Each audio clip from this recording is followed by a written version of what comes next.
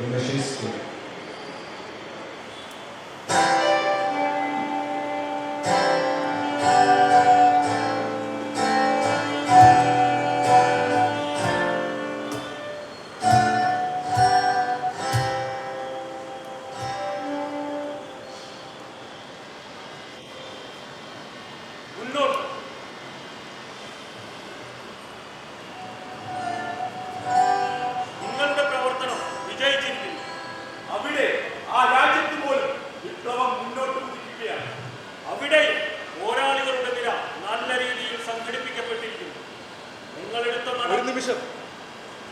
ഞങ്ങൾക്ക് ചിലത് പറയാനുണ്ട്.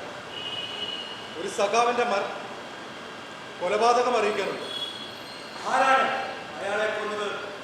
ഞങ്ങളാണ് കൊന്നത്. ഞങ്ങൾ അവനെ വെടിവെച്ച് കുമ്മായക്കുഴിയിൽ തള്ളി. വെടിവെച്ച് കൊല്ലാൻ അയാൾ എന്താണ് ചെയ്തത്? മിക്കവാറും സമയം അവൻ ഞങ്ങളോടൊപ്പം പ്രവർത്തിച്ചു, ചിലപ്പോ ഞങ്ങൾക്കെതിരെ. എന്നാൽ അവസാനം അവൻ പ്രസ്ഥാനത്തെ അപകടത്തിലാക്കി.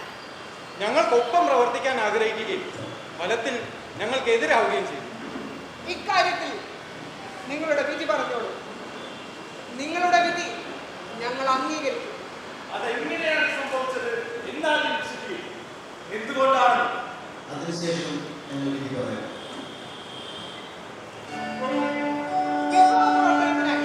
മോസ്കോയിൽ നിന്നും വന്നവരാണ് ഞങ്ങൾ.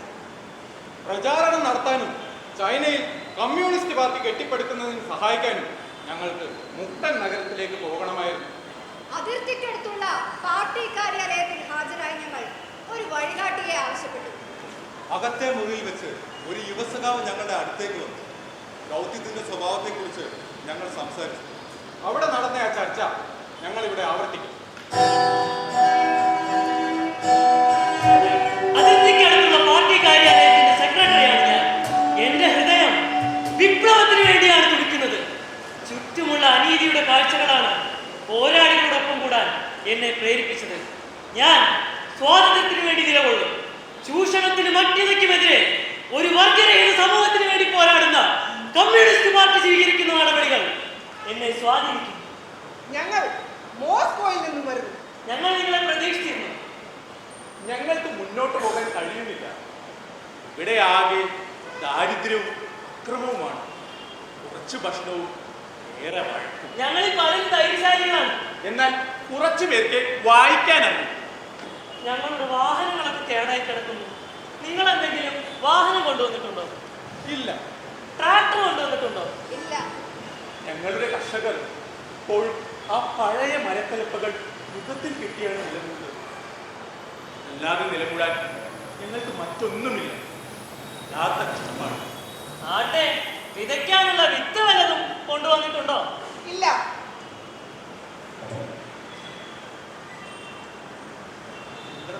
വെടിമരുന്നും കൊണ്ടുവന്നിട്ടുണ്ടോ? ഇല്ല. വിപ്ലവത്തിന്റെ ഒപ്പം നിൽക്കാൻ ഞങ്ങൾ രണ്ടുപേർ മാത്രമേ ഇവിടെയുള്ളൂ. ഞങ്ങൾ എന്താണ് ചെയ്യേണ്ടതെന്ന് നിർദ്ദേശിക്കുന്ന കേന്ദ്ര കമ്മിറ്റിയുടെ ഒരു കത്തെങ്കിലും നിങ്ങൾ കൊണ്ടുവന്നിട്ടുണ്ടാകുമല്ലോ. ഇല്ല. എന്നാലും നിങ്ങൾ ഞങ്ങളെ സഹായിക്കും അല്ലേ? ഇല്ല. ഇവിടെ ഞങ്ങൾ രാവും പകലും ഉടുതുണി പോലും മാറാതെ പട്ടിണിക്കും ജീർണതയ്ക്കും പ്രതിവിപ്ലവത്തിനുമെതിരെയുള്ള പോരാട്ടത്തിലാണ്. എന്നിട്ടും നിങ്ങൾ യാതൊന്നും കൊണ്ടുവന്നിട്ടില്ല അല്ലേ? ശരിയാണ്, ഞങ്ങൾ യാതൊന്നും കൊണ്ടുവന്നിട്ടില്ല. എന്നാൽ ഞങ്ങൾ അതിർത്തിക്കപ്പുറത്തുള്ള തൊഴിലാളികൾക്ക് താത്വിക ഗ്രന്ഥങ്ങളും സൈദ്ധാന്തികരും നൽകിയ കമ്മ്യൂണിസത്തെ കുറിച്ചുള്ള അറിവുകൾ കൊണ്ടുവന്നിട്ടുണ്ട്. കമ്മ്യൂണിസത്തിന്റെ അക്ഷരമാണ്. അറിവില്ലാത്തവർക്ക് അവരുടെ അവസ്ഥയെക്കുറിച്ചുള്ള ബോധനം. അടിച്ചമർത്തപ്പെട്ടവർക്ക് വർഗബോധം. വർഗബോധമുള്ളവർക്ക് വിപ്ലവത്തെ കുറിച്ചുള്ള പ്രായോഗിക വിജ്ഞാനം. ഞങ്ങൾക്ക് ഒരു വാഹനവും വഴികാട്ടിയും വേണമെന്ന് നിങ്ങളോട് ആവശ്യപ്പെട്ടു. അപ്പോൾ ഞാൻ ചോദിച്ചത് തെറ്റായി പോയോ? ഇല്ല, നിങ്ങളുടേത് നല്ല ചോദ്യം. അതിനുള്ള നല്ല ഉത്തരം ഞങ്ങൾ നൽകി. ഇതിനകം കുറെ കാര്യങ്ങൾ ഞങ്ങൾ നിങ്ങളോട് ആവശ്യപ്പെട്ട് കഴിഞ്ഞു. ഞങ്ങൾക്കതറിയാം. എന്നാൽ ഞങ്ങൾ ഇനിയും കൂടുതൽ ചോദിക്കും. ഇപ്പോൾ നിങ്ങളിൽ ഒരാൾ വഴികാട്ടിയായി ഞങ്ങളെ മുക്തലിലേക്ക് നയിക്കും. അങ്ങനെയാവട്ടെ. ഞാൻ ഇവിടുത്തെ എൻ്റെ സ്ഥാനം വഴിയാ. ഞങ്ങൾ രണ്ടുപേർ ചെയ്താലും തീരാത്ത ജോലിയുണ്ട് ഇവിടെ. ഇനി അത് ഒരാൾ ഒറ്റയ്ക്ക് ചെയ്യട്ടെ. നിങ്ങളോടൊപ്പം ഞാൻ വരാം. കമ്മ്യൂണിസ്റ്റ് ക്ലാസിക്കുകളിലെ ആശയങ്ങൾ പഠിപ്പിച്ചും പ്രചരിപ്പിച്ചും മുന്നോട്ട് പോകാം. ലോക വിപ്ലവത്തിന്റെ പാഠങ്ങൾ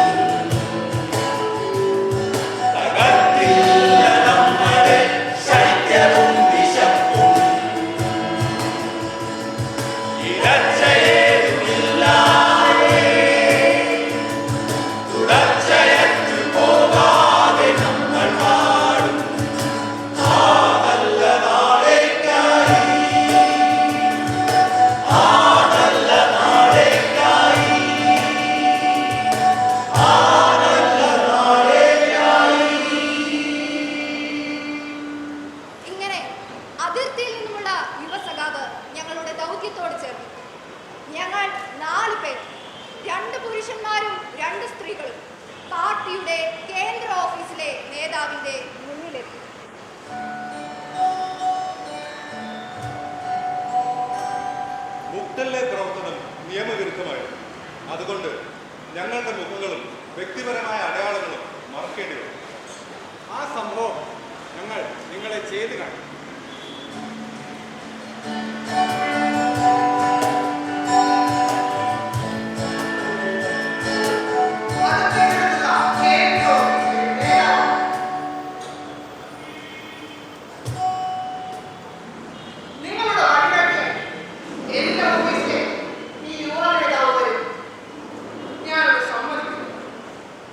എന്നാൽ മുട്ടയിലെ ഫാക്ടറികൾ അശാന്തം.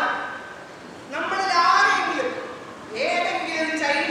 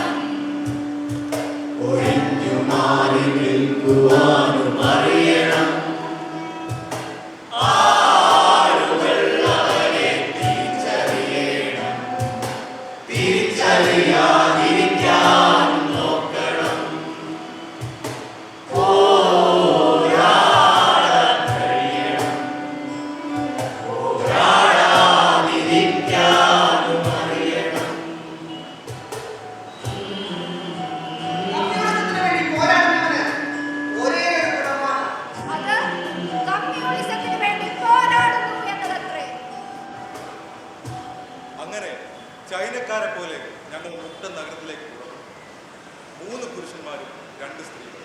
താത്വിക ഗ്രന്ഥങ്ങളും സൈദ്ധാന്തികരും നൽകിയ കമ്മ്യൂണിസത്തെക്കുറിച്ചുള്ള പാഠങ്ങളുമാണ്. ചൈനീസ് തൊഴിലാളികളെ സഹായിക്കാനും പ്രചാരണം നടത്താനും. അറിവില്ലാത്തവർക്ക് കമ്മ്യൂണിസത്തിന്റെ അക്ഷരമാല. അവരുടെ അവസ്ഥയെക്കുറിച്ചുള്ള ബോധനം. അടിച്ചമർത്തപ്പെട്ടവർക്ക് വർഗബോധം. വർഗബോധമുള്ളവർക്ക് വിപ്ലവത്തെക്കുറിച്ചുള്ള പ്രായോഗിക പരിജ്ഞാനം. വർഗസമരത്തിൽ വാക്കുകൾ ആയുധമാക്കുന്നത് അത്യുത്തമം. പോരാടുന്നതിനായി ഉച്ചത്തിൽ മുഴങ്ങുന്ന ശബ്ദത്തിൽ ജനങ്ങളെ വിളിച്ചുണർത്താൻ, അടിച്ചമർത്തുന്നവരെ തകർക്കാൻ, അടിച്ചമർത്തപ്പെട്ടവരെ മോചിപ്പിക്കാൻ വാക്കുകൾ ആയുധമാക്കുന്നത് അത്യുത്തമം. മുതലാളിത്ത ലോകത്തിന്റെ തോക്കുകൾക്കെതിരെ പ്രതിരോധം തീർക്കുന്ന പാർട്ടിയുടെ ശൃംഖലയെ ബന്ധിപ്പിക്കുന്ന ചങ്ങല. സംസാരിക്കുക, എന്നാൽ സംസാരിച്ചവനെ മറയ്ക്കുക. വിജയിക്കുക, എന്നാൽ വിജയിച്ചവനെ മറയ്ക്കുക.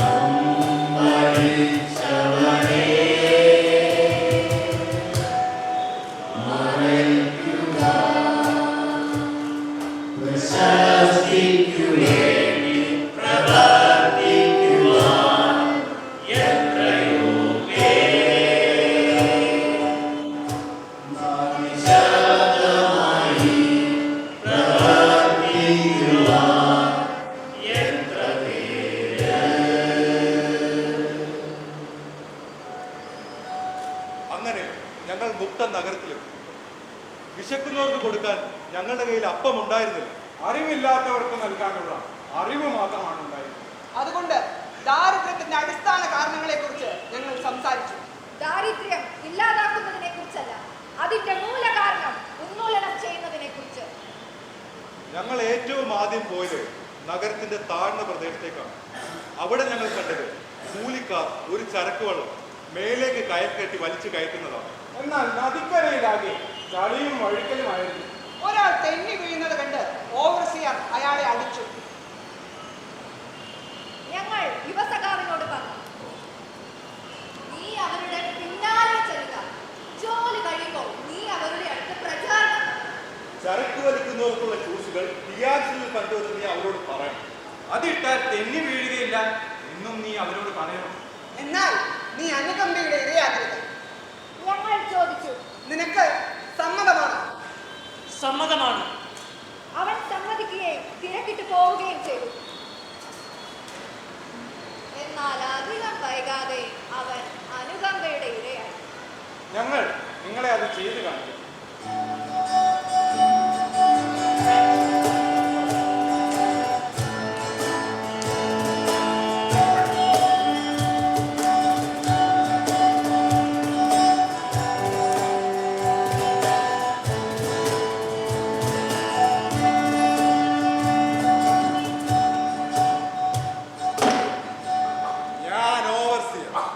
ഞങ്ങൾ കൂലിക്കാർ അരി കൊണ്ടുവരുന്ന ഈ ചരക്കുവെള്ളം ഞങ്ങൾ നദിയുടെ ഒഴുക്കിനെതിരെ വലിച്ചു കൊണ്ടുപോകുന്നു.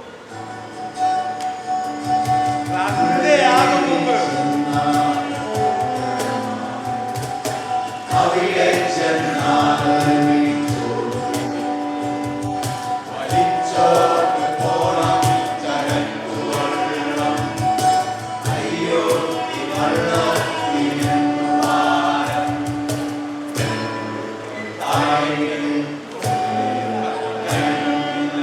അയ്യോ ഈ വള്ളത്തിനു ഭാരം. വലിക്ക് അന്നാരം വേണ്ടേ കൊടുത്തു വലിക്ക്.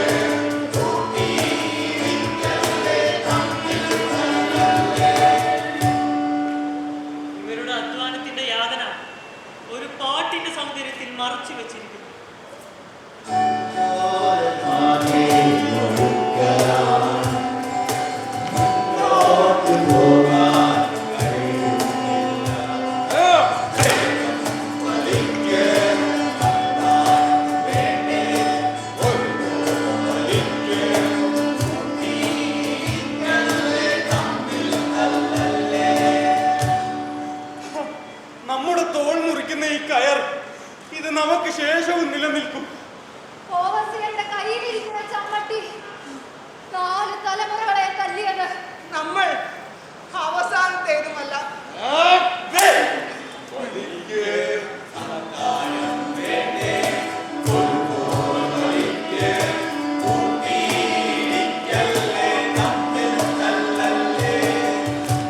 ഇവരെ കണ്ട് ആർക്കാണ് അനുകമ്പ തോന്നാത്തത്? ഈ തറവായിട്ടുള്ളത് നിങ്ങൾ കാണുന്നില്ലേ? അതൊക്കെന്താ കുഴപ്പം? ആകെ വഴുക്കലാണ്. എന്ത് ഒരരിവെള്ളം വലിക്കാൻ വയ്യാത്തത്ര വഴുക്കൽ. അതെ, മുട്ടൻ നഗരത്തിന് അരി വേണ്ട എന്ന് നിങ്ങൾ കരുതുന്നുണ്ടാവും അല്ലേ? ഇങ്ങനെ വീണുകൊണ്ടിരുന്നാൽ ഇവർക്ക് എങ്ങനെ വെള്ളം വലിച്ചു കയറ്റാൻ കഴിയും? ഞാനെന്താ ഇവിടെ നിന്ന് മുക്തം വരെ തെന്നിപ്പോകുന്ന ഓരോ കാലടിയുടെയും ചുവട്ടിൽ ഓരോ കല്ലുമായി ഇവരെ താങ്ങി നിൽക്കണം എന്നാണോ നിങ്ങൾ പറയുന്നത്? നിങ്ങൾ എന്ത് ചെയ്യണമെന്ന് എനിക്കറിയില്ല, എന്നാൽ അവർ എന്ത് ചെയ്യണമെന്ന് എനിക്കറിയാം. 2000 വർഷം മുമ്പ് അസാധ്യമായിരുന്നത് എല്ലാ കാലത്തും അസാധ്യമാണ് എന്ന് നിങ്ങൾ കരുതരുത്. ഇട്ടാൽ തെന്നി വീഴാത്ത ചരക്ക് വെള്ളം വലിക്കുന്നവർക്കുള്ള ഷൂസുകൾ ഞാൻ റിയാസിൽ കണ്ടു. തുടർച്ചയായി പരാതിപ്പെട്ടത് കൊണ്ടാണ് അവിടുത്തെ തൊഴിലാളികൾക്ക് അത് ലഭിച്ചത്. നിങ്ങളും അത്തരം ഷൂസുകൾ വേണമെന്ന് തുടർച്ചയായി പരാതി പറഞ്ഞുകൊണ്ടേയിരിക്കണം. അത്തരം ഷൂസുകൾ ഇല്ലാതെ ഈ ചരക്ക് വെള്ളം വലിക്കാൻ ഞങ്ങൾക്കാകില്ല. ആകില്ല. സന്ധ്യയാകും മുമ്പ് ഈ അരി മുക്തൻ നഗരത്തിൽ എത്തിയിരിക്കണം.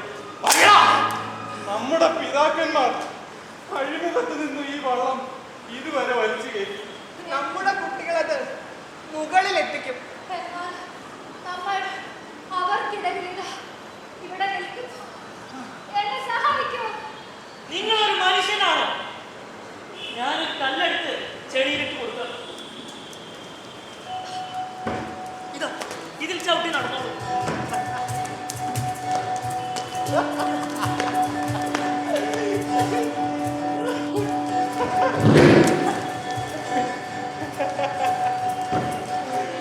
കൊള്ളാം.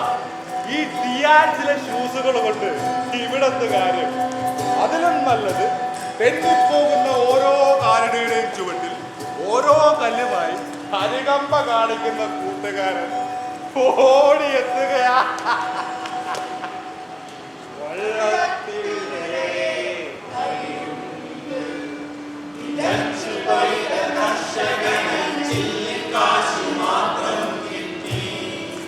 നമ്മുടെ കൂലി അതിലും കുറവ്. ഒരു കാളയ്ക്ക് പോലും കൂലി കൂടുതൽ കൊടുക്കണം. നമ്മളെ പോലെ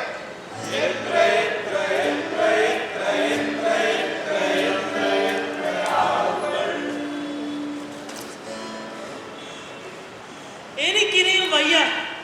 ഷൂസ് വേണമെന്ന് നിങ്ങൾ ആവശ്യപ്പെടണം. ഷൂസ് ഇവിടെ. ഇയാളെന്തൊരു മണ്ടൻ.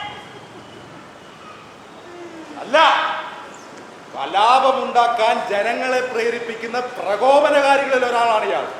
ഇയാളെ പിടിക്ക് വേഗം.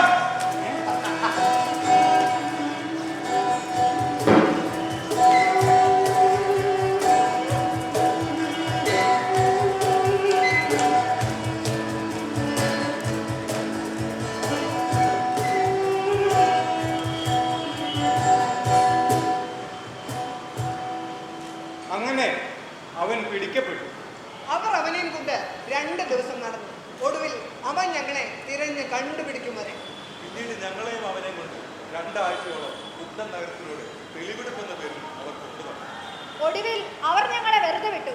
പക്ഷേ പിന്നീട് മുക്തൻ നഗരത്തിലേക്ക് പ്രവേശിക്കാൻ അവർ ഞങ്ങളെ അനുവദിച്ചില്ല.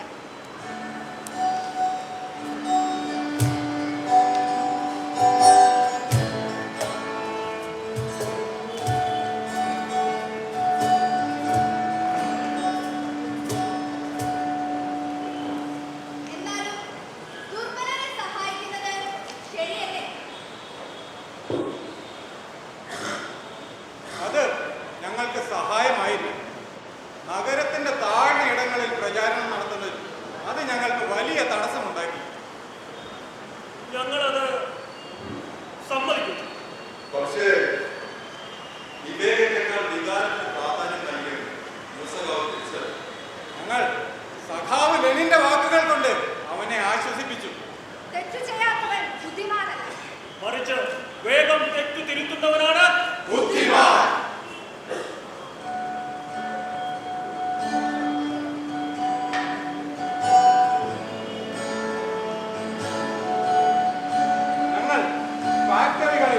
പാർട്ടിയുടെ ആദ്യ ഘടകങ്ങൾ സ്ഥാപിക്കുകയും ഭാരവാഹികളെ പരിശീലിപ്പിക്കുകയും ചെയ്തു.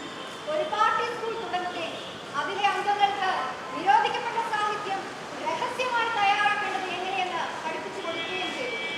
തുണിമില്ലുകളിൽ ഞങ്ങൾ പ്രവർത്തിച്ചുകൊണ്ടിരുന്ന കാലത്ത് കൂലി കുറച്ചതിന്റെ പേരിൽ ഒരു വിഭാഗം തൊഴിലാളികൾ സമരം ആരംഭിച്ചു. പക്ഷേ ചില തൊഴിലാളികൾ സമരത്തിൽ നിന്ന് മാറി നിന്നതുകൊണ്ട് സമരം അപകടത്തിലായി. ഞങ്ങൾ യുവസഖാവിനോട് പറഞ്ഞു, ഫാക്ടറി ഗേറ്റിൽ ചെന്നു നിന്ന് ഈ ലഘുലേഖകൾ വിതരണം ചെയ്യുക. ആ സംഭവം ഞങ്ങൾ ഇവിടെ ആവർത്തിക്കും.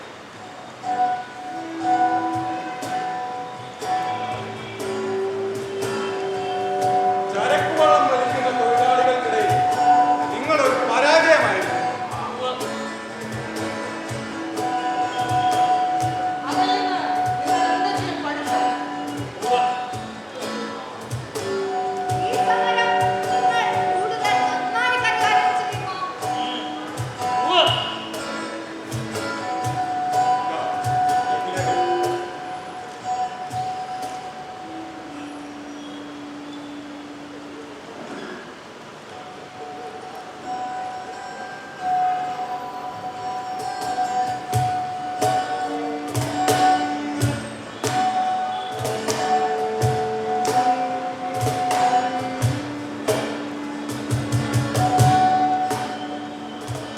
ഞങ്ങൾ ഫാക്ടറിയിലെ തൊഴിലാളികൾ ഞാൻ പോലീസുകാരൻ. അസംതൃപ്തരെ നേരിടാനാണ് എനിക്കവർ ശമ്പളം തരുന്നത്. സഖാക്കളെ, പുറത്തു വരൂ. ചില്ലിക്കാശിന്റെ വേതനവും ചോർന്നൊലിക്കുന്ന കൂരകളും സ്ഥിരമല്ലാത്ത ജോലികളും പോയാൽ പോകട്ടെ, പുറത്തു വരൂ. വേദനവും ചോർന്നൊലിക്കും കൂരകളും സ്ഥിരമില്ലാത്ത ജോലികളും പോയാൽ പോകട്ടെ, പുറത്തു വരൂ. എല്ലാം പോരാടും.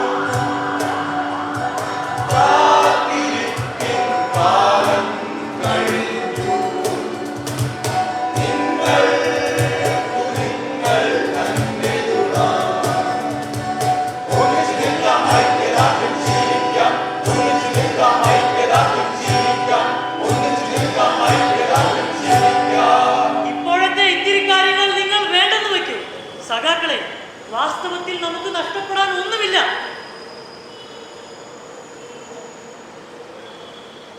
മാന്യമായ നേതാക്കളെ നിന്ന് ശഠിക്കുക, തെരുവിലിറങ്ങുക, പോരാടുക. നിങ്ങൾ തിരിച്ചറിഞ്ഞ് പിന്നെ ഒന്നും ചെയ്യാൻ കഴിയില്ല അവരുടെ പോലീസിന്. തെരുവിലിറങ്ങുക, പോരാടുക.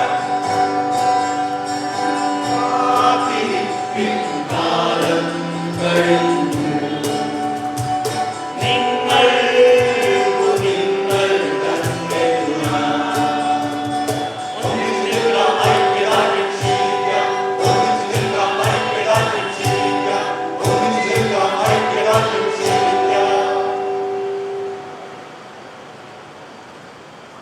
ഫാക്ടറികൾ അടച്ചാൽ ഞങ്ങൾ വീടുകളിലേക്ക് പോകേണ്ടി വരും. ഞങ്ങളുടെ ശമ്പളം കുറച്ചിരിക്കുന്നു. എന്ത് ചെയ്യണമെന്ന് ഞങ്ങൾക്കറിയില്ല. അതുകൊണ്ടാണ് ഞങ്ങൾ ജോലിയിൽ തുടരുന്നത്. ഇത് വായിച്ചിട്ട് അടുത്ത ആൾക്ക് കൈമാറുക. വായിച്ചു കഴിയുമ്പോൾ നിങ്ങൾക്ക് മനസ്സിലാവും എന്താണ് ചെയ്യേണ്ടതെന്ന്.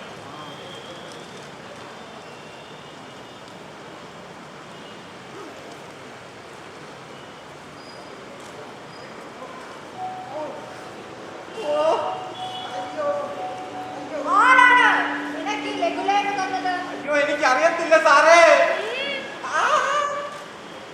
ഞാൻ നടന്നു വന്നപ്പോ ആരോ ഒരാൾ എന്റെ കയ്യിൽ വെച്ച് തന്നതാ. ഇയാൾക്ക് ഈ ലഘുലേഖ കൊടുത്തത് നീയല്ലേ? ലഘുലേഖ വിതരണം ചെയ്യുന്ന നിന്നെ പോലുള്ളവരെ പിടിക്കാനല്ലേ ഞങ്ങൾ പോലീസുകാർ? അയ്യോ, ഞാൻ ഈ ലഘുലേഖ ഒന്നും കൊടുത്തിട്ടില്ല. ഉം. അവർക്ക്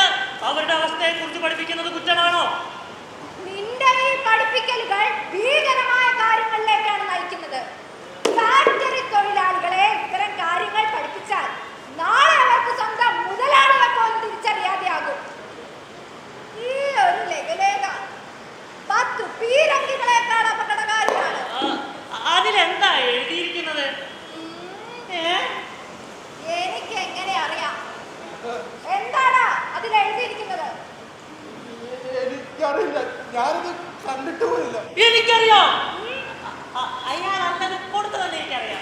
പിന്നെ നീയാണോ ഈ ലഘുലേഖ കൊടുത്തത്? അല്ല, എങ്കിൽ നീ തന്നെയാണ് അത് കൊടുത്തത്. അയാൾ അവരെന്ത് ചെയ്യും? അയാളെ വെടിവെച്ച് കൊന്നേക്കാം.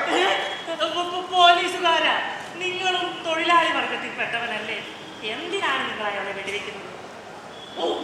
വാടാനെന്തിനൊപ്പം? അയാളല്ല അത് കൊടുത്തത്. എങ്കിൽ നീ തന്നെയാണ് അത് കൊടുത്തത്. അല്ല, അയാളുമല്ല. എങ്കിൽ നിങ്ങൾ രണ്ടാളും ചേർന്ന്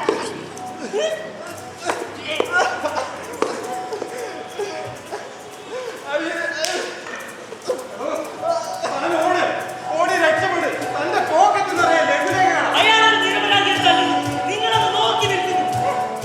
എടാ വാടകപ്പട്ടി,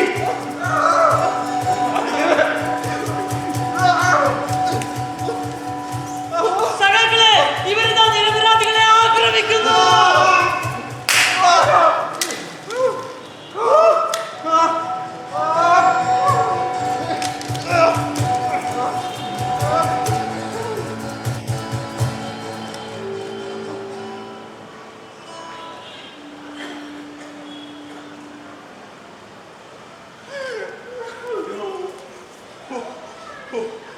ഒരു പോലീസുകാരെ തല്ലിട്ട് നാളെ എനിക്ക് ജോലിക്ക് വരാൻ ധൈര്യമില്ല. ഇതിനൊക്കെ കാരണം ഇവനാ. ഈ ഫാക്ടറിയിൽ ജോലിക്ക് കയറിയാൽ അത് കൂടെയുള്ള സഖാക്കളെ വഞ്ചിക്കുന്നതിന് തുല്യമാണ്. എനിക്കൊരു ഭാര്യയും 3 മക്കളും ഉണ്ട്. നിങ്ങൾ സമരം ചെയ്ത് പുറത്തു വന്നപ്പോൾ അവർ നിങ്ങളുടെ കൂലി വർദ്ധിപ്പിച്ചു. ദാനൂർക്ക് എനിക്ക് നിരട്ടി ശമ്പളം ലഭിച്ചു. നിനക്ക് നാണമില്ലേ കരിങ്കാരി? എടാ വിപ്ലവകാരി,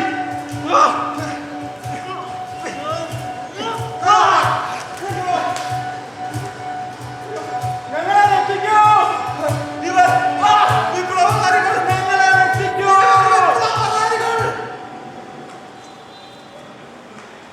പെട്ടെന്ന് ഫാക്ടറി ഗേറ്റിൽ നിന്നും തൊഴിലാളികൾ ഓടിയിറങ്ങി വരികയും സമരക്കാരെ ഓടിക്കുകയും ചെയ്തു.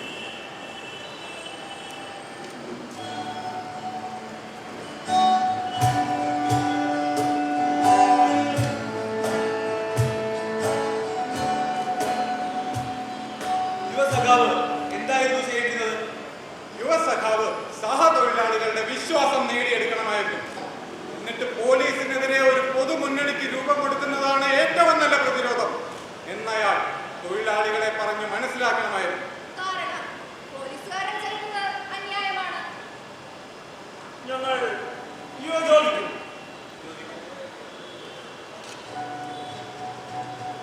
നിത്യതയുടെ പോരാട്ടം പുരാതനമായ ആ സഖ്യത്തോടാണ്. അടിച്ചമർത്തലും നിരാശയും. മെച്ചപ്പെട്ട കൂലിക്കല്ല, അധികാരത്തിന് വേണ്ടി പോരാടാൻ ഞങ്ങൾ തൊഴിലാളികളെ പഠിപ്പിച്ചു. നഗരം ഭരിച്ചിരുന്ന ബ്രിട്ടീഷുകാരും കച്ചവടക്കാരും തമ്മിൽ നികുതിയെ ചൊല്ലി ഉണ്ടായ തർക്കത്തെക്കുറിച്ച് ഞങ്ങൾ അറിഞ്ഞു. ഭരിക്കുന്നവരുടെ ഇടയിലുണ്ടായ ഈ തർക്കം ഭരിക്കപ്പെടുന്നവർക്ക് അനുകൂലമാക്കാൻ വേണ്ടി ഞങ്ങൾ നഗരത്തിലെ ഏറ്റവും ധനികനായ കച്ചവടക്കാരുടെ അടുത്തേക്ക് ഒരു കത്തുമായി യുവസഖാവിനെ അയച്ചു. ആ കത്തിൽ ഞങ്ങൾ ഇങ്ങനെ എഴുതി: തൊഴിലാളികളെ സായുധരാക്കാൻ ആയുധം നൽകുക. ഞങ്ങൾ യുവസഖാവിനോട് പറഞ്ഞു, ആയുധം കിട്ടാൻ തക്കത്തിലായുള്ള രീതിയിലായിരുന്നു നീ പെരുമാറുന്നത്. എന്നാൽ ഭക്ഷണം മേശപ്പുറത്ത് വന്നപ്പോൾ അവൻ സംസാരിച്ചു തുടങ്ങി. നിങ്ങളെ അത് ഞങ്ങൾ കാണിച്ചു തരാം.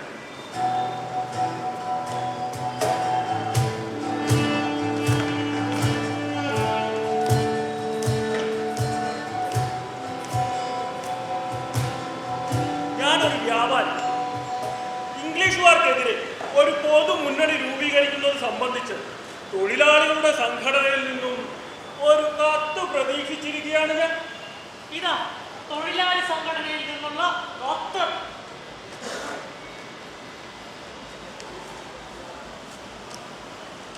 താങ്കളെ ഞാൻ എന്നോടൊപ്പം ഭക്ഷണം കഴിക്കാൻ ക്ഷണിക്കട്ടെ. അങ്ങയോടൊപ്പം ഭക്ഷണം കഴിക്കാനുള്ള ശ്രമം ബഹുമതിയായി ഞാൻ കണക്കാക്കും. ഭക്ഷണം തയ്യാറാകുമ്പോഴേക്കും ഞാൻ തൊഴിലാളികളെ കുറിച്ചുള്ള എൻ്റെ അഭിപ്രായം പറയാം. അവിടെ ഇരിക്കും. അങ്ങയുടെ അഭിപ്രായം കേൾക്കാൻ എനിക്ക് താല്പര്യമുണ്ട്. എന്തുകൊണ്ടാണ് മറ്റുള്ളവരെക്കാൾ ഏതാണ്ട് എല്ലാ സാധനങ്ങളും എനിക്ക് വില കുറച്ച് കിട്ടുന്നത്? എന്തുകൊണ്ടാണ് തുച്ഛമായ കൂലിയിൽ ആളുകൾ എനിക്ക് വേണ്ടി പണിയെടുക്കുന്നത്? എനിക്കറിയില്ല. കാരണം എനിക്ക് ബുദ്ധിയുള്ളത്. നിങ്ങളും ബുദ്ധിയുള്ളവർ തന്നെ. തൊഴിലാളികളുടെ ചിലവിൽ എങ്ങനെ ജീവിക്കണം എന്ന് നിങ്ങൾക്കറിയാം. ആയിരിക്കാം. എന്നാൽ ഇംഗ്ലീഷുകാർക്കെതിരെ പൊരുത്താൻ നിങ്ങൾ തൊഴിലാളികൾക്ക് ആവശ്യമില്ല. ഈ കൂലികളെ എങ്ങനെ കൈകാര്യം ചെയ്യണം എന്ന് എനിക്കറിയാം. ചാവാതെ കിടക്കാൻ മാത്രം ഒരു പിടി ചോറ് കൊടുക്കാം. അവൻ നിങ്ങൾക്ക് വേണ്ടി പണിയെടുത്തോളും. ശരിയല്ലേ? അതെ, ശരി തന്നെ. അല്ല, ശരിയല്ല. ഈ കൂലികൾക്ക് അരിയേക്കാൾ വില കുറവായാൽ എനിക്കെപ്പോഴും ഒരു പുതിയ കൂലിയെ കിട്ടും. അതല്ലേ കൂടുതൽ ശരി? അതെ, അതാണ് കൂടുതൽ ശരി. ആട്ടെ, നഗരത്തിന്റെ താഴ്ന്ന ഭാഗത്തേക്ക് എപ്പോഴാണ് ആയുധങ്ങൾ അയച്ചു തുടങ്ങുന്നത്? ഉടനെ. എന്നാൽ ഇപ്പോൾ എന്റെ തുക ഉൽപ്പന്നങ്ങൾ കയറ്റിയിറക്കുന്ന തൊഴിലാളികൾക്ക് ക്യാൻറ്റീനിൽ നിന്നും അരി വാങ്ങാൻ സാധിക്കുന്നത് എങ്ങനെയെന്ന് നിങ്ങൾ കാണണം. ശരിയാ, എനിക്കത് കാണണം. ഞാൻ അവർക്ക് കൂടുതൽ പണം നൽകുന്നുണ്ട് എന്ന് നിങ്ങൾ കരുതുന്നുണ്ടോ? ഇല്ല, നിങ്ങളുടെ അരിക്ക് വില കൂടുതലാണ്. നന്നായി പണിയെടുക്കണം. പിന്നെ നിങ്ങളുടെ അരി മോശവുമാണ്. നിങ്ങൾ അതിബുദ്ധിമാന്മാരാണ്. ആട്ടെ, എപ്പോഴാണ് ഇംഗ്ലീഷുകാർക്കെതിരെ തൊഴിലാളികൾ സായുധരാകുന്നത്? ഭക്ഷണത്തിന് ശേഷം നമുക്ക് ആയുധപ്പുര സന്ദർശിക്കാം. എന്നാൽ ഇപ്പോൾ ഞാൻ നിങ്ങൾക്ക് വേണ്ടി എനിക്ക് ഏറ്റവും ഇഷ്ടപ്പെട്ട ഒരു പാട്ടുപാടാം. പുഴയുടെ താഴെ പാടം മേലെ ദേശത്തരി വേണം ഊഴ്ത്തിവച്ചാൽ ഇടമുട്ടും കൂലിക്കാരന് അരി കുറയും. എനിക്ക് കിട്ടണ ലാഭം കൂടും, എനിക്ക് കിട്ടണ ലാഭം കൂടും, എനിക്ക് കിട്ടണ ലാഭം കൂടും, എനിക്ക് കിട്ടണ ലാഭം കൂടും. അരിയെന്ന് പറഞ്ഞാൽ എന്താണ്? അരി എന്താണ് എനിക്കറിയോ? ആർക്കറിയാതെ എനിക്കറിയില്ല. അരി എന്താണ് എനിക്കറിയില്ല. എനിക്കറിയുന്നത് വില മാത്രം. എനിക്ക് കിട്ടണ ലാഭം കൂടും, എനിക്ക് കിട്ടണ ലാഭം കൂടും, എനിക്ക് കിട്ടണ ലാഭം കൂടും, എനിക്ക് കിട്ടണ ലാഭം കൂടും. കാലം നാളെ വരും. ആളുകൾക്ക് കൂലി വേണം. പരുത്തി വാങ്ങി കൂട്ടുക നമ്മൾ. കൂട്ടി വയ്ക്കുക പരുത്തി നമ്മൾ. വില്ലുക കൂടുതൽ വില നൽകും. തണുപ്പ് വന്നാൽ കൂലി വില കൂടും. എനിക്ക് കിട്ടണ ലാഭം കൂടും, എനിക്ക് കിട്ടണ ലാഭം കൂടും, എനിക്ക് കിട്ടണ ലാഭം കൂടും, എനിക്ക് കിട്ടണ ലാഭം കൂടും. തുണിയെന്ന് പറഞ്ഞാൽ എന്താണ്? തുണി എന്താന്ന് എനിക്കറിയോ? ആർക്കറിയാതെ എനിക്കറിയില്ല. തുണി എന്താന്ന് എനിക്കറിയില്ല. എനിക്കറിയുന്നത് വില മാത്രം. എനിക്ക് കിട്ടണ ലാഭം കൂടും, എനിക്ക് കിട്ടണ ലാഭം കൂടും, എനിക്ക് കിട്ടണ ലാഭം കൂടും, എനിക്ക് കിട്ടണ ലാഭം കൂടും. മനുഷ്യനെന്നാൽ എന്താണ്? മനുഷ്യനെന്തെന്ന് ആർക്കറിയാം? ആർക്കറിയാതെ എനിക്കറിയില്ല. മനുഷ്യനെന്തെന്ന് എനിക്കറിയില്ല. എനിക്കറിയുന്നത് വില മാത്രം. എനിക്ക് കിട്ടണ ലാഭം കൂടും, എനിക്ക് കിട്ടണ ലാഭം കൂടും, എനിക്ക് കിട്ടണ ലാഭം കൂടും. ആയിരം! നമുക്കിനി നല്ല അരിയുടെ ഭക്ഷണം കഴിക്കാം. തന്നോടൊപ്പം ഭക്ഷണം കഴിക്കാൻ എനിക്കാവില്ല. അങ്ങനെയാണ് അവൻ പറഞ്ഞത്. താൻ വെറുക്കുന്ന അയാളോടൊപ്പം ഇരുന്ന് ഭക്ഷണം കഴിക്കാൻ ഭീഷണി കൊണ്ടോ പുഞ്ചിരി കൊണ്ടോ അവനെ സ്വാധീനിക്കാനായില്ല. വ്യാപാരി അവനെ തല്ലി ഓടിച്ചു. ഫലം തൊഴിലാളികൾക്ക്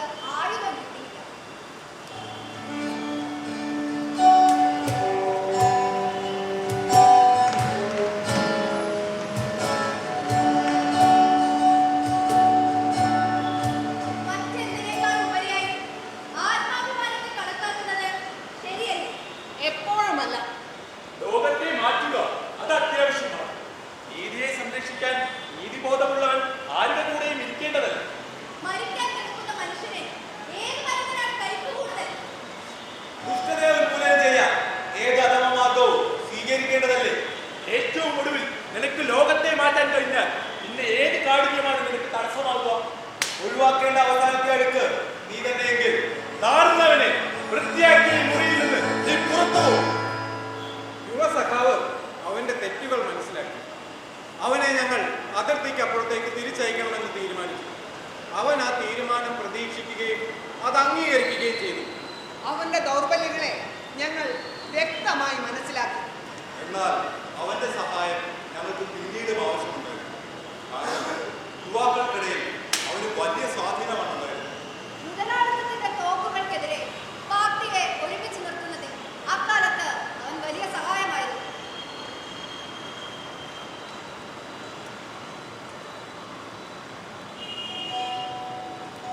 ആ ആഴ്ച പീഡനങ്ങളും വേട്ടയാടലുകളും ഏറെ വർദ്ധിച്ചു.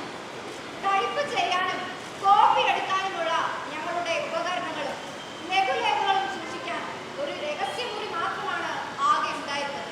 ഒരു ദിവസം രാവിലെ വിശപ്പ് സഹിക്കാൻ കഴിയാതെ നഗരത്തിൽ കലാപം പൊട്ടിപ്പുറപ്പെട്ടു. സമതലത്തിലും വലിയ കലാപമുണ്ട് എന്ന് ഞങ്ങൾക്ക് വാർത്ത കിട്ടി. മൂന്നാം ദിവസം സന്ധ്യയ്ക്ക് അപായമൊന്നും കൂടാതെ ഞങ്ങൾ രഹസ്യമുറിയിലെത്തി. അവിടെ എത്തിയപ്പോൾ യുവസഖാവ് ഒരു ശ്രദ്ധയുമില്ലാതെ വാതിൽക്കൽ തന്നെ നിൽക്കുന്നതാണ് കണ്ടത്. മഴയിൽ കുതിർന്ന് നിരവധി ചാക്കുകെട്ടുകൾ വീടിന്റെ മുന്നിൽ. അവിടെ നടന്ന ആ സംഭവം ഞങ്ങൾ ഇവിടെ ചെയ്തു കാണും.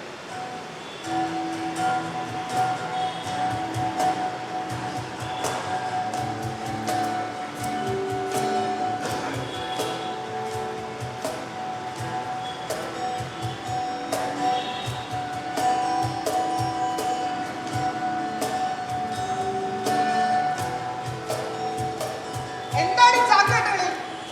പ്രചാരണ വസ്തുക്കൾ. ഇപ്പൊ ഇതുകൊണ്ട് എന്ത് ചെയ്യാന്? നിങ്ങളോട് എനിക്കൊരു കാര്യം പറയാനുണ്ട്. തൊഴിൽ രഹിതരുടെ പുതിയ നേതാവ് ഇവിടെ വന്നിരുന്നു. നമ്മൾ എത്രയും പെട്ടെന്ന് ആക്ഷനിലേക്ക് കടക്കണം എന്നവർ എന്നെ ബോധ്യപ്പെടുത്തി. നമ്മൾ ഈ പ്രചരണ വസ്തുക്കൾ വിതരണം ചെയ്യണം. പട്ടാള ബാരക്കുകളെ ആക്രമിക്കണം. അങ്ങനെയെങ്കിൽ നിങ്ങൾ അവർക്ക് തെറ്റായ വഴിയാണ് കാണിച്ചു കൊടുക്കുന്നത്. ആട്ടെ, നിനക്ക് ബോധ്യമായ കാര്യങ്ങളും കാരണങ്ങളും വ്യക്തമാക്കുക. അത് ഞങ്ങളെ കൂടി ബോധ്യപ്പെടുത്തുക. അവരുടെ ദുരിതം വർദ്ധിച്ചു വരികയാണ്. നഗരത്തിൽ കലാപം നടക്കുന്നു. ഇതുവരെ അജ്ഞരായിരുന്നവർ അവരുടെ അവസ്ഥ മനസ്സിലാക്കി തുടങ്ങിയിരിക്കുന്നു. തൊഴിൽ രഹിതർ നമ്മുടെ നിർദ്ദേശങ്ങളും ശിക്ഷണങ്ങളും സ്വീകരിക്കുന്നു. അടിച്ചമർത്തപ്പെട്ടവർക്ക് വർഗബോധമുണ്ടായി തുടങ്ങിയിരിക്കുന്നു. തുണിമില്ലുകൾ തകർക്കുമെന്ന ഭീഷണി തെരുവുകളിൽ മുഴങ്ങുന്നുണ്ട്. അവർക്ക് വിപ്ലവ പ്രവർത്തനങ്ങളിൽ മുൻപരിചയമില്ല. അതുകൊണ്ട് നമ്മൾ ഉത്തരവാദിത്വം കൂടുകയാണ്. തൊഴിൽ രഹിതർക്ക് ഇനിയും കാത്തിരിക്കാനാവില്ല. എനിക്കും കാത്തിരിക്കാൻ വയ്യ. അത്രമേൽ പീഡനങ്ങൾ സഹിച്ചിരിക്കുന്നു. പോരാളികളുടെ എണ്ണം ഇനിയും വേണ്ടുന്നത്ര ആയിട്ടില്ല. അവരുടെ യാതന സഹിക്കാവുന്നതിനും അപ്പുറമാണ്. യാതന കൊണ്ട് മാത്രം കാര്യം നടക്കില്ല.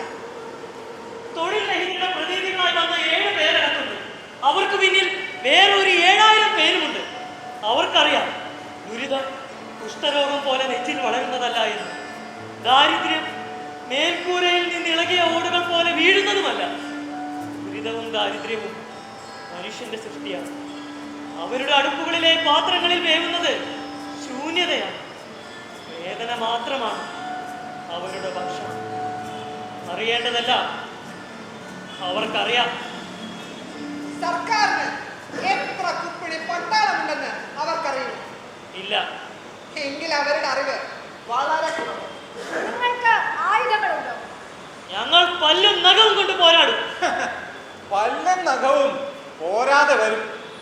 നീ തൊഴിൽ രഹിതരുടെ ദുരിതങ്ങൾ മാത്രമാണ് കാണുന്നത്. തൊഴിലാളികളുടെ ദുരിതങ്ങൾ നീ കാണുന്നില്ല. നഗരത്തെ മാത്രം കാണുന്നു നീ. നാട്ടിൻ പുറങ്ങളിലെ കർഷകരെ കാണുന്നില്ല. ഈ പട്ടാളക്കാരെ കാണുന്നത് മർദ്ദിക്കുന്ന യന്ത്രമായിട്ടാണ്. മർദ്ദിക്കുന്ന വെറും യൂണിഫോം ധാരികളായി നീ അവരെ കാണുന്നു.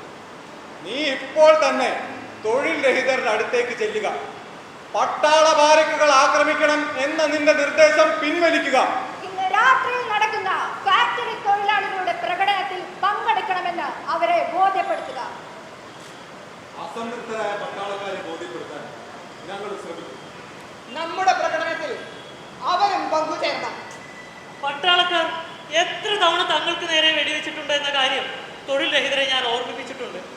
ഇനിയിപ്പോൾ ആ കൊലയാളികളുടെ കൂടെ ഒരുമിച്ച് പ്രകടനം നടത്തണമെന്ന് ഞാൻ അവരോട് പറയണം. വേണം. തങ്ങളെപ്പോലെ യാതന അനുഭവിക്കുന്നവരെ വെടിവെച്ചത് എത്രമേൽ തെറ്റായി പോയെന്ന് പട്ടാളക്കാരെ എളുപ്പം പറഞ്ഞ് ബോധ്യപ്പെടുത്താൻ സാധിക്കും. നീ സഖാവ് ലെനിന്റെ ആ ക്ലാസിക് ഉപദേശം ഓർക്കുക. കർഷകരെ വർഗശത്രുക്കളായി കരുതുകയല്ല വേണ്ടത്, മറിച്ച് ഗ്രാമങ്ങളിലെ ദാരിദ്ര്യത്തെ ആയുധമാക്കി കൂടെ കൂട്ടുക. അങ്ങനെയെങ്കിൽ ഞാൻ നിങ്ങളോടൊന്ന് ചോദിക്കട്ടെ, ദുരിതം അനുഭവിക്കുന്നവർ ഇനിയും കാത്തിരിക്കണമെന്ന് പറയുന്നത് നമ്മുടെ താത്വിക ഗ്രന്ഥങ്ങളിലെ ചിന്താഗതിക്ക് അനുസൃതമാണോ? നമ്മുടെ ഗ്രന്ഥങ്ങൾ ദുരിതത്തെ അതിന്റെ സമഗ്രതയിലാണ് ഉൾക്കൊള്ളുന്നത്. അങ്ങനെയെങ്കിൽ നമ്മുടെ ഗ്രന്ഥങ്ങൾ ദുരിതം അനുഭവിക്കുന്നവരെ ഉടനടി സഹായിക്കുന്നത് അനുവദിക്കുന്നില്ലേ? ഇല്ല. എങ്കിൽ നമ്മുടെ പുസ്തകങ്ങൾ വെറും ചവറാണ്, വിലയില്ലാത്തത്. ഞാനത് ചീന്തി എറിയും. മനുഷ്യൻ, ജീവനുള്ള മനുഷ്യൻ യാതനയിൽ പൊറുതിമുട്ടി അലറിക്കരയുകയാണ്. അവന്റെ ദുരിതങ്ങൾ ഗ്രന്ഥങ്ങളുടെ അതിരുകളെ തകർക്കുന്നു. അതുകൊണ്ടാണ് എത്രയും പെട്ടെന്ന് ഞാൻ ആക്ഷനിലേക്ക് പോകുന്നത്. ഇപ്പോൾ ഈ നിമിഷം തന്നെ ഞാൻ ഉറക്കെ വിളിച്ചു പറയുന്നു, ഗ്രന്ഥങ്ങളുടെ അതിരുകളെ തകർക്കുക. നീ അത് കീറി നശിപ്പിക്കരുത്. അത് നമുക്ക് എല്ലാവർക്കും വേണ്ടത്. നീ നേരി കാണുക, കണ്ണ് തുറന്ന്. നിന്റെ വിപ്ലവം വെറും എടുത്തുചാട്ടം. അതിന്റെ ആയുസ് ഒരു ദിവസം മാത്രം. ഒരു ദിവസം അത് നിന്റെ കഴുത്ത് ഞരിച്ച് കൊല്ലും. നിന്റെ വിപ്ലവം നിന്നോടൊപ്പം തീരും. എന്നാൽ ഞങ്ങളുടെ വിപ്ലവം നാളെ തുടങ്ങും. അത് ലോകം കീഴടക്കും, മാറ്റിമറിക്കും. നിങ്ങളുടെ വിപ്ലവം നിന്നോടൊപ്പം തീരും. എന്നാൽ ഞങ്ങളുടെ വിപ്ലവം നിനക്ക് ശേഷവും നിലനിൽക്കും. ഞാൻ പറയുന്നത് കേൾക്ക്. ദുരിതത്തിൽ ഇനിയും കാത്തിരിക്കാൻ വയ്യ എന്ന് എനിക്ക് എന്റെ 2 കണ്ണുകൊണ്ട് കാണാം. അതുകൊണ്ട് കാത്തിരിക്കാനുള്ള നിങ്ങളുടെ തീരുമാനത്തെ ഞാൻ എതിർക്കുന്നു. ഞങ്ങളെ ബോധ്യപ്പെടുത്തുന്നതിൽ നീ പരാജയപ്പെട്ടിരിക്കുന്നു. ഇപ്പോൾ തന്നെ നീ തൊഴിലഹിതരുടെ അടുത്തേക്ക് ചെന്ന് നമ്മുടെ വിപ്ലവത്തിന്റെ മുൻനിരയിൽ നിൽക്കണം എന്ന് പറയുക. പാർട്ടിയുടെ പേരിൽ ഇത് ഞങ്ങൾ നിന്നോട് ആവശ്യപ്പെടുന്നു. എങ്കിൽ ആരാണ് പാർട്ടി? അതൊരു കെട്ടിടത്തിനുള്ളിൽ ഒരു ടെലിഫോണുമായി കുത്തിയിരിക്കുകയാണോ? അതിന്റെ ആലോചനകൾ രഹസ്യവും തീരുമാനങ്ങൾ അജ്ഞേയവുമാണ്. ആരാണ് പാർട്ടി? നമ്മളാണ് പാർട്ടി. നീയും ഞാനും അവരും നമ്മളൊക്കെ. അത് നിന്റെ ഉടുപ്പിനുള്ളിൽ ഒളിച്ചിരിക്കുന്നു. അത് ചിന്തിക്കുന്നത് നിന്റെ തലയ്ക്കുള്ളിൽ. ഞാൻ താമസിക്കുന്നത് അതിന്റെ വീട്. നീ ആക്രമിക്കപ്പെടുമ്പോൾ അത് പോരാടും. നമ്മൾ പോകേണ്ട വഴി നീ കാണിച്ചു തരിക. നീ കാണിക്കും വഴിയെ ഞങ്ങളും വരാം. എന്നാൽ ശരിയായ വഴിയാണെങ്കിൽ കൂടി ഞങ്ങളില്ലാതെ നീ തനിച്ചു പോകരുത്. നീ വിവേകത്തോടെ പെരുമാറണം. നീ ഞങ്ങളോടൊപ്പം നിൽക്കണം. ഇതുവഴിയാണ് പെരുവഴിയേക്കാൾ നല്ലത്. ഞങ്ങളത് നിഷേധിക്കുന്നൊന്നുമില്ല. എന്നാൽ ഒരുവന് ശരിയായ വഴി അറിയാമെങ്കിലും അത് കാണിച്ചു തരാനുള്ള ബുദ്ധിയില്ലെങ്കിൽ പിന്നെ അവന്റെ അറിവ് കൊണ്ട് എന്ത് കാര്യം? നീ ഞങ്ങളോടൊപ്പം വിവേകത്തോടെ പെരുമാറും. നീ ഞങ്ങളോടൊപ്പം നിൽക്കണം. ഞാൻ കീഴടങ്ങുന്നില്ല, സമ്മതിക്കുന്നില്ല. കാരണം എനിക്കറിയാം ഞാനാണ് ശരിയെന്ന്. ദുരിതത്തിൽ ഇനിയും കാത്തിരിക്കാൻ വയ്യ എന്ന് എനിക്ക് എന്റെ 2 കണ്ണുകൊണ്ട് കാണാം. ഒരു വ്യക്തിക്ക് 2 കണ്ണുകൾ മാത്രം, എന്നാൽ പാർട്ടിക്കോ 1000 കണ്ണുകൾ.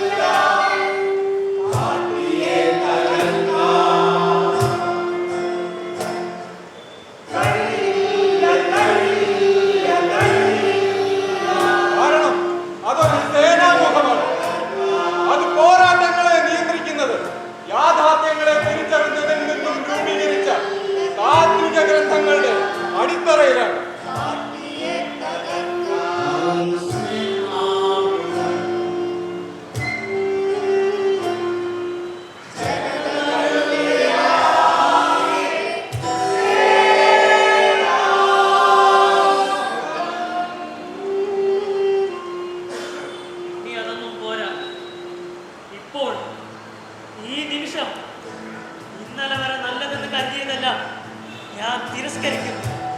ഞാൻ ഏർപ്പെട്ട എല്ലാ കരാറുകളും ഞാൻ ലംഘിക്കുന്നു. എന്റെ പ്രവൃത്തി പൂർണ്ണമായും മാനുഷികമാണ്. ഇവിടെ ഇപ്പോൾ യുദ്ധമാണ്. ഞാൻ അതിന്റെ മുൻപന്തിയിൽ കയറി നിൽക്കുന്നു.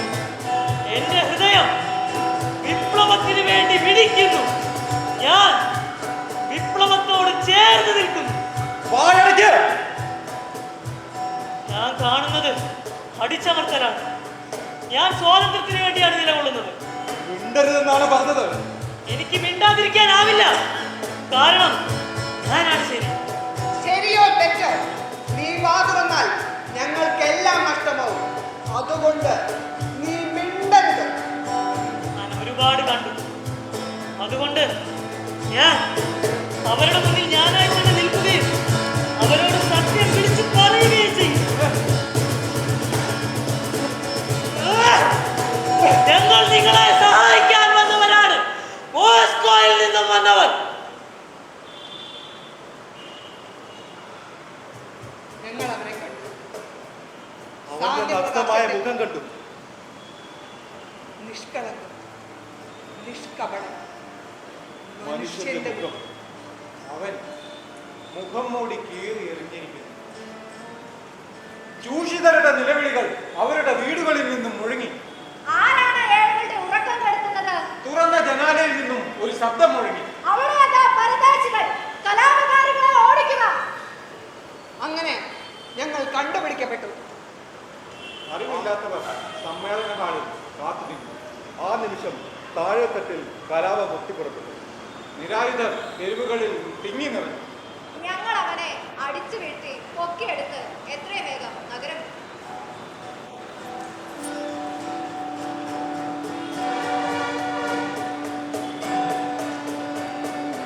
നഗരത്തിൽ കലാപം പടർന്നു. എന്നാൽ അതിന്റെ നേതാക്കന്മാർ അതിർത്തിക്കപ്പുറത്തേക്ക് രക്ഷപ്പെട്ടു. നിങ്ങൾ എന്ത് നടപടിയാണ് എടുത്തത്? ഞങ്ങളൊന്നും പറഞ്ഞു തീരട്ടെ. ഞങ്ങൾ ഓടി. കുമ്മാരക്കുഴിയുടെ അടുത്തെത്തിയപ്പോൾ ഞങ്ങളെ പിന്തുടരുന്നവരെ കണ്ടു. യുവസഖാവ് കണ്ണുകൾ തുറന്ന് നടന്ന കാര്യങ്ങൾ മനസ്സിലാക്കി. തെറ്റു മനസ്സിലാക്കി അവൻ പറഞ്ഞു, നമ്മൾ പരാജയപ്പെട്ടു. ശത്രുക്കൾ പന്തയ കുതിരകളെ പോലെ പാഞ്ഞു വരുന്നു. ഫാക്ടറി തൊഴിലാളികൾ സമ്മേളനത്തിനായി കാത്തിരിക്കുന്നു. ദൂരെയില്ലാത്തവർ പ്രചാരണ ലഘുലേഖകളിൽ അന്തിയുറങ്ങി. നിങ്ങൾ എന്ത് നടപടിയാണ് എടുത്തത്? ഒരു നിമിഷം ചെവിക്ക്. ഞങ്ങൾ അപ്പോൾ അവനെ സഹായിക്കാൻ ശ്രമിച്ചു. ഉമ്മായക്കുഴി എത്തും വരെ അവനെ ഞങ്ങൾ എടുത്തുകൊണ്ടുപോയി.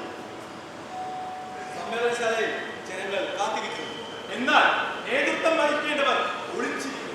നിങ്ങൾ എന്ത് നടപടിയാണ് എടുത്തത്? യുദ്ധത്തിന്റെ അപകടം അകലെയെങ്കിൽ ആലോചിക്കാൻ മാസങ്ങളുടെ സമയമുണ്ടെങ്കിൽ ശരിയായ നടപടി ഏതെന്ന് കണ്ടെത്താൻ എളുപ്പമായിരിക്കും. എന്നാൽ ഞങ്ങൾക്ക് 10 മിനിറ്റ് മാത്രമാണ് ഉണ്ടായിരുന്നത്. ഞങ്ങളുടെ നേരെ നിറയൊഴിക്കാൻ നിൽക്കുന്ന തോക്കുകളെ കുറിച്ച് മാത്രമാണ് ഞങ്ങളപ്പോൾ ചിന്തിച്ചത്. അങ്ങേയറ്റത്തെ പീഡനകാലത്ത് സിദ്ധാന്തങ്ങൾ ആശയക്കുഴപ്പത്തിലാവുമ്പോൾ പോരാളികളിൽ നിന്നും പ്രതീക്ഷിക്കുന്നത് സാഹചര്യങ്ങളുടെ ഒരു നേർരേഖ ഉണ്ടാക്കാനാണ്. പ്രതിരോധവും സാധ്യതകളുമെല്ലാം ശ്രദ്ധാപൂർവം പരിഗണിക്കണം. അതുതന്നെയാണ് ഞങ്ങളും ചെയ്തത്. ഞങ്ങൾ നിങ്ങളെ അത് ചെയ്ത് കാണിക്കാം.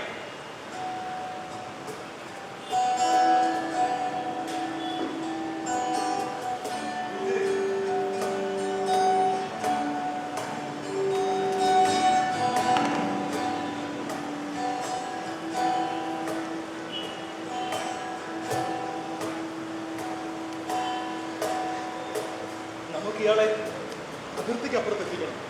പക്ഷേ വഴിയിൽ നിറയെ ആൾക്കൂട്ടമാണ്. നമ്മൾ എത്രയും വേഗം അവരുടെ അടുത്തേക്ക് എത്തിക്കണം. അല്ലെങ്കിൽ കർഷക സംഘത്തിന്റെ പ്രതിനിധികൾ എത്തും മുമ്പേ എന്ത് ചെയ്യണമെന്നറിയാതെ അവർ പിരിഞ്ഞു പോകും. അങ്ങനെ ചെയ്താൽ നമുക്ക് ഈ സഖാവിനെ അതിർത്തി കടത്താൻ കഴിയില്ല. നമ്മൾ ഇവനെ ഒളിപ്പിച്ചു വെക്കുകയും അവർ അവനെ കണ്ടെത്തുകയും ചെയ്താൽ എന്ത് സംഭവിക്കും? നദിയിൽ തോക്കുമായി ബോട്ടുകളും ട്രെയിൻ സ്റ്റേഷനുകളിൽ കവചിത വാഹനങ്ങളും തയ്യാറായി നിൽക്കുന്നുണ്ട്. അവരെ കാരണം നമ്മളെ കണ്ടാൽ ഉറപ്പായിട്ടും ആക്രമിക്കും. ഇവനെ അവർ കണ്ടുപിടിക്കരുത്. അവർ നമ്മളെ കണ്ടുമുട്ടുമ്പോൾ ഇവിടെ വെച്ച് വിളിച്ചു പറയും, ഭരണാധികാരികൾ അപകടം. അപ്പോൾ പീരങ്കികൾ നിറയൊഴിക്കും. വിശന്നു വലയുന്നവർ ഞരങ്ങുകയും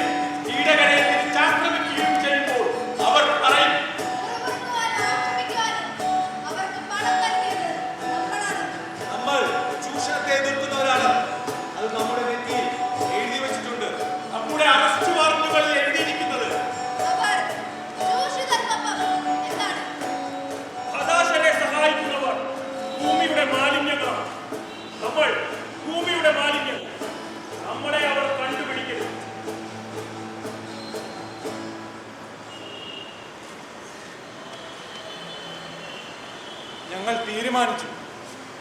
അവൻ അപ്രത്യക്ഷനാകാൻ പൂർണ്ണമായി. അവനെ ഒപ്പം കൊണ്ടുപോകാനോ വഴിയിൽ ഉപേക്ഷിക്കാനോ ഞങ്ങൾക്ക് കഴിയില്ല. അവനെ വെടിവെക്കാനും കുമ്മായക്കുഴിയിലേക്ക് തള്ളാനും ഞങ്ങൾ നിർബന്ധിതരായി. ഇവിടെ കുമ്മായം ഇവനെ ദഹിപ്പിച്ചുകൊള്ളും. വേറൊരു വഴിയും കണ്ടെത്താൻ നിങ്ങൾക്ക് സാധിച്ചില്ലേ? സമയം കുറവായിരുന്നു. വേറൊരു വഴിയും ഞങ്ങൾ കണ്ടില്ല. ഒരു മൃഗം മറ്റൊരു മൃഗത്തെ സഹായിക്കും പോലെ അവനെ സഹായിക്കാൻ ഞങ്ങളും ആഗ്രഹിച്ചു. കാരണം അവൻ ഞങ്ങളോടൊപ്പം ഞങ്ങളുടെ ലക്ഷ്യത്തിന് വേണ്ടി പൊരുതിയവനാണ്. ഞങ്ങളെ പിന്തുടരുന്നവരുടെ മുൻപിൽ നിന്ന് 5 മിനിറ്റോളം ഞങ്ങൾ കൂടി ആലോചിച്ചു. കൂടുതൽ മെച്ചമായ ഒരു വഴി കണ്ടുപിടിക്കാൻ. ഇനി ആലോചിക്കേണ്ടത് നിന്റെ ഉരമാണ്. കൂടുതൽ മെച്ചമായൊരു വഴി നീ തന്നെ കണ്ടുപിടിക്കും. മുഷ്ടി ചുരുട്ടി നെറ്റിയിൽ ഇടിച്ചുകൊണ്ട് ഞങ്ങൾ കരഞ്ഞു. ഞങ്ങൾ തീരുമാനിച്ചു, ഇപ്പോൾ തന്നെ ഞങ്ങളുടെ ശരീരത്തിലെ ഒരു അവയവം മുറിച്ചു മാറ്റിയേ മതിയാവും. കൊല്ലുക എന്നത് ഭീകരമായ കൃത്യമാണ്. നമ്മൾ മറ്റുള്ളവരെ മാത്രമല്ല, വേണ്ടി വന്നാൽ നമ്മളെ തന്നെ കൊല്ലും. കാരണം മാരകമായ ഈ ലോകത്തെ മാറ്റാൻ ഹിംസയാണ് ഏകമാർഗമെന്ന് ഏതൊരു മൃഗത്തിനും അറിയാം. എന്നിട്ട് ഞങ്ങൾ പറഞ്ഞു, കൊല്ലാതിരിക്കാൻ നമുക്ക് നിർവാഹമില്ല. ലോകത്തെ മാറ്റാനുള്ള ദൃഢമായ ആഗ്രഹത്താൽ ഞങ്ങൾ നടപടിക്ക് രൂപം കൊടുത്തു. നിങ്ങളുടെ കഥ തുടരും. ഞങ്ങൾക്ക് നിങ്ങളോട് അനുകമ്പയുണ്ട്. ശരി ചെയ്യുക എന്നത് എളുപ്പമായി. നിങ്ങളല്ല അവനെ ശിക്ഷിച്ചത്, മറിച്ച് യാഥാർത്ഥ്യമായി. ഞങ്ങളെടുത്ത സാഹചര്യത്തോട് അവൻ യോജിക്കുന്നുണ്ടോ എന്ന് ഞങ്ങൾ അവനോട് ചോദിക്കാൻ ആഗ്രഹിച്ചു. മുഖംമൂടി മറച്ചു വെച്ച മുഖമല്ല ഞങ്ങളുടെ മുന്നിൽ തെളിഞ്ഞത്. തീർച്ച ഉമ്മായം ദഹിപ്പിച്ചു കളഞ്ഞ ആ മുഖമല്ല അതിർത്തിയിൽ വെച്ച് ഞങ്ങളെ അഭിവാദ്യം ചെയ്തത്. നമ്മളോട് യോജിച്ചാൽ പോലും ഇവൻ പൂർണ്ണമായും അപ്രത്യക്ഷനാകണം.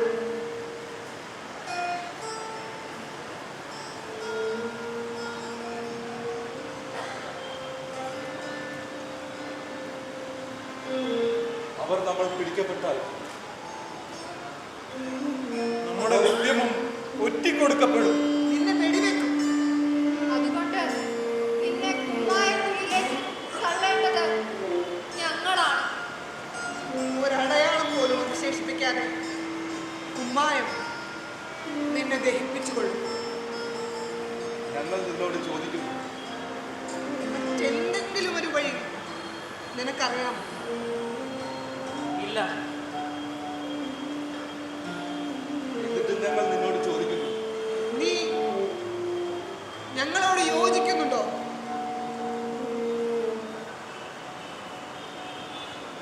ഉണ്ട്.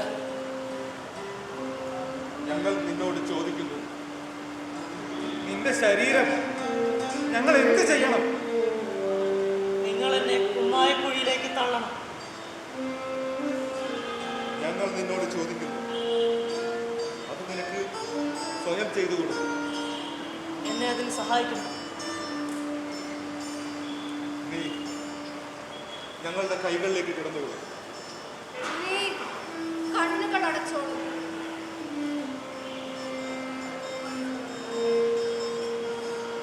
കമ്മ്യൂണിസത്തിന്റെ താല്പര്യങ്ങൾക്ക് വേണ്ടി സർവ്വരാജ്യങ്ങളിലെയും തൊഴിലാളി വർഗത്തിന്റെ മുന്നേറ്റത്തോട് ഐക്യപ്പെട്ടുകൊണ്ട് ലോകവിപ്ലവത്തോട് ഞാൻ യോജിക്കുന്നു. ഞങ്ങൾ അവനെ വെടിവെച്ചു. കുമ്മായക്കുഴിയിലേക്ക് തള്ളി.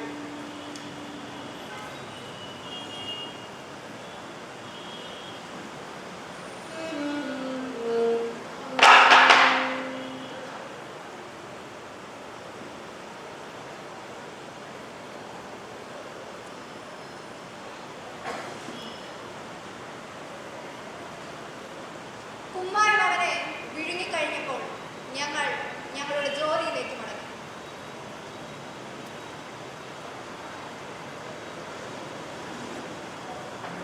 നിങ്ങളുടെ ജോലി വിജയകരമായിരുന്നു. നിങ്ങൾ താത്വിക ഗ്രന്ഥങ്ങളിലെ പാഠങ്ങൾ പ്രചരിപ്പിച്ചു. കമ്മ്യൂണിസത്തിന്റെ അക്ഷരമാല. അറിവില്ലാത്തവർക്ക് അവരുടെ അവസ്ഥയെക്കുറിച്ചുള്ള ബോധനം. അടിച്ചമർത്തപ്പെട്ടവർക്ക് വർഗബോധം. വർഗബോധമുള്ളവർക്ക് വിപ്ലവത്തെക്കുറിച്ചുള്ള പ്രായോഗിക വിജ്ഞാനം. അവിടെ ഇവിടെ പോരാടുന്നതിന് സംഘടിതമാണ്. ലോകത്തെ മാറ്റാൻ എന്താണ് വേണ്ടതെന്ന് നിങ്ങളുടെ വിവരണം ഞങ്ങളെ കാണിച്ചു തന്നു. ദോഷവും കൃതയും അറിവും അമർഷവും മിതമായ പ്രവൃത്തിയും അവധാനപൂർവമായ കൂടിയാലോചന. ശാന്തമായ സഹനവും അശ്രാന്ത പരിശ്രമവും വ്യക്തിയെ മനസ്സിലാക്കലും മുഴുവൻ കാര്യങ്ങളെ കുറിച്ചുള്ള ധാരണയും വേണമെന്ന് നിങ്ങൾ പഠിപ്പിച്ചു. യാഥാർത്ഥ്യത്തിന് മാത്രമേ യാഥാർത്ഥ്യത്തെ മാറ്റാൻ കഴിയൂ. ഞങ്ങളുടെ നടപടിയോട് നിങ്ങൾ യോജിക്കുന്നുണ്ടോ? നമുക്കത് അവരോട് ചോദിക്കാം. അവർ തീരുമാനിക്കും.